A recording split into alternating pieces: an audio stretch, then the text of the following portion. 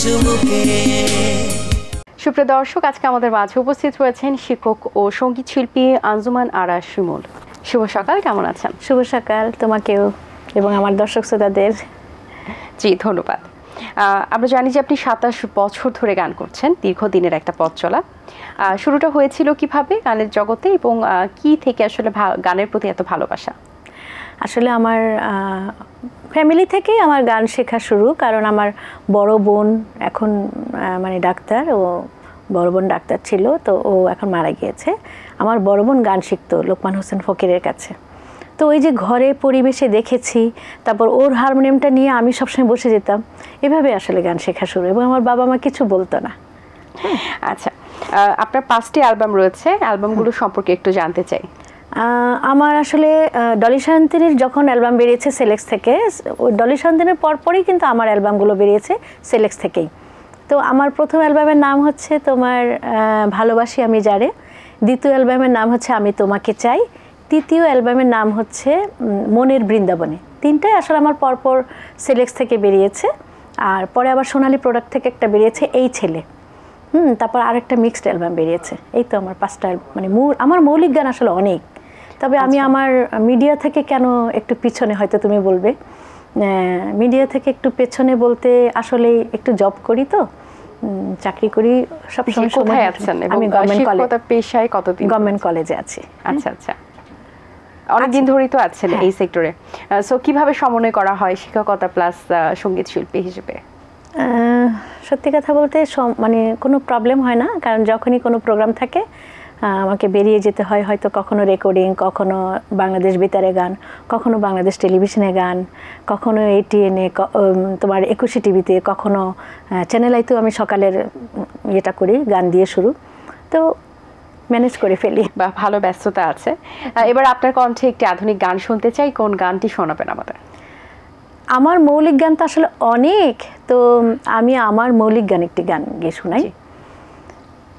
ও মেঘ তুমি বৃষ্টি দিও না, অনেক স্বপ্নে আঁকা আমার চোখের কাজল তুমি মুছে দিও না।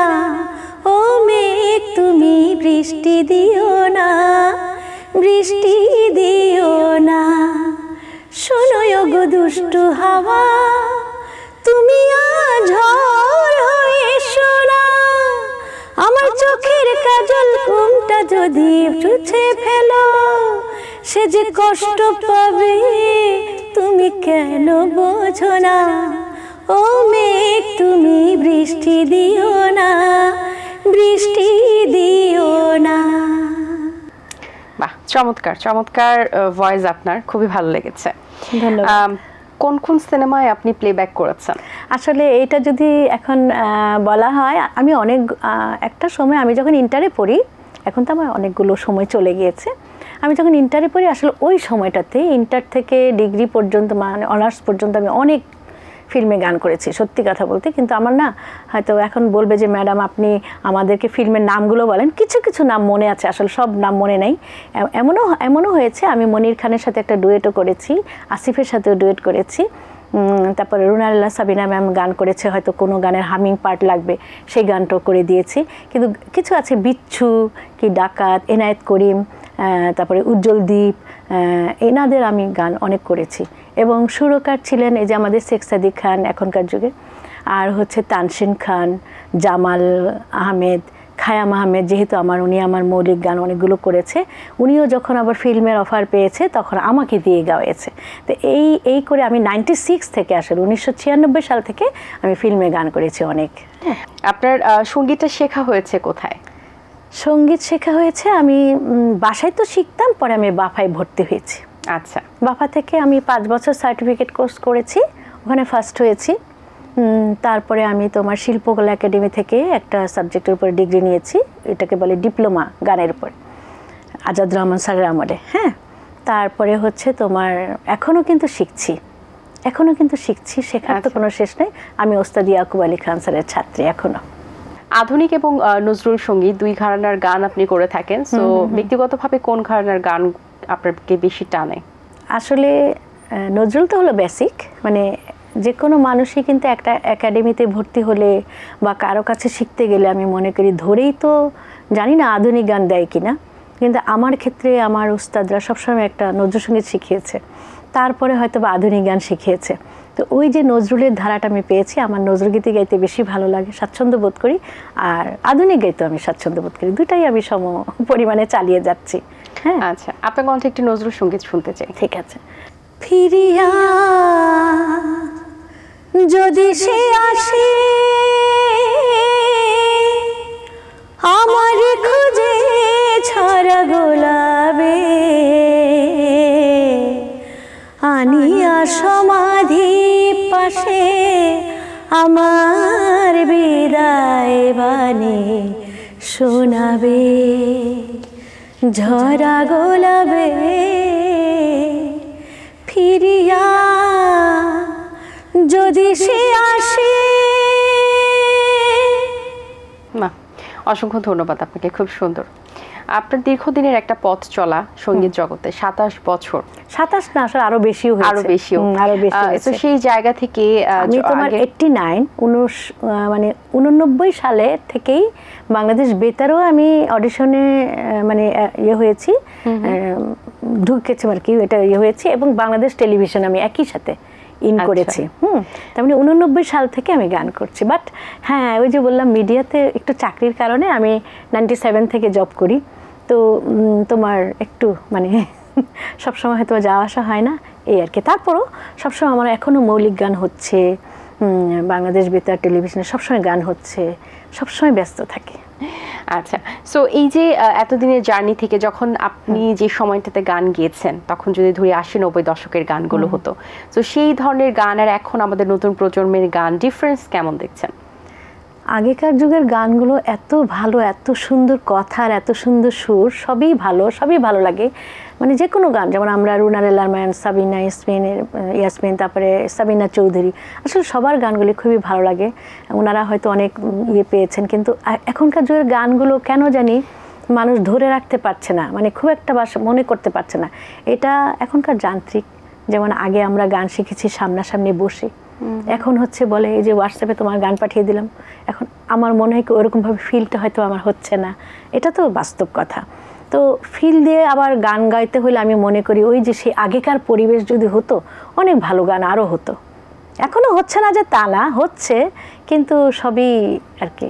এবং আরো একটা বিষয় যে আগের গানগুলো কিন্তু সময় নিয়ে করা হতো, সময় নিয়ে। এখনকার গানগুলো হয়তো বা দেখা গেছে খুব অল্প সময় হয়ে যাচ্ছে, একদিনই 1 ঘন্টার মধ্যে রেডি করে 1 ঘন্টার মধ্যে রিলিজ করা হচ্ছে। একটা গান গাইতে অনেক সময় লাগতো, মানে ধরো 2-3 দিন আগে একটা গান শিখিয়ে দিত, তখন কিন্তু রেওয়াজটাও তার সাথে সাথে হয়ে যেত। সত্যি কথা। কিন্তু এখন যেমন হোয়াটসঅ্যাপে পাঠিয়ে দেয়, বলে যে কালকেই তোমার রেকর্ডিং।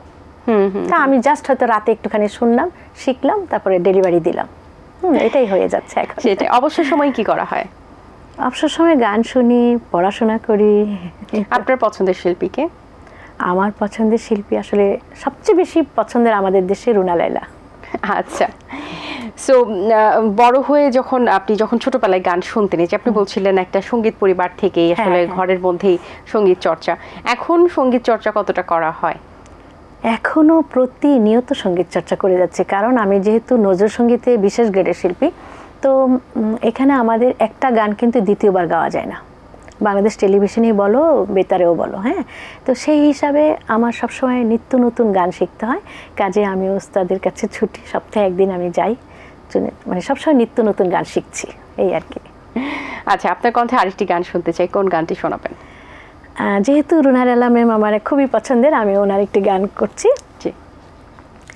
খাঁচা ভেঙে উড়ে গেলে হবে অচেনা রে পাখি, খাঁচা ভেঙে উড়ে গেলে হবে অচেনা, এই মাটির কায়া মিছে মায়া, মাটির কায়া মিছে মায়া, কিছুই রবে না, খাঁচা ভেঙে উড়ে গেলে হবে অচেনা রে পাখি, খাঁচা ভেঙে উড়ে গেলে হবে অচেনা। আপনার কণ্ঠে তো অনেক ধরনের গানই শুনলাম, খুবই ভালো লেগেছে। সো এই প্রজন্মের মধ্যে একটি আধুনিক গান আপনার কণ্ঠে শুনতে চাই। ঠিক আছে, আমার একটি মৌলিক গান আছে, এবং এই এখনকার যুগের আমি খুব রিসেন্ট করেছি গানটা হচ্ছে আব্দুল আজিজ টিটু, আব্দুল আজিজ বাচ্চু ভাইয়ের ছেলে আব্দুল আজিজ টিটু ভাইয়ের সুর, আর কথা হচ্ছে জাহিদ আকবর। আমি চেষ্টা করছি। হ্যাঁ, যদি মন বলে মন থেকে রেখেছো আমায়, গোলাপ হয়ে ফুটতে পারি যখন তখন ওই খোলা জানালায়, খোলা জানালায়।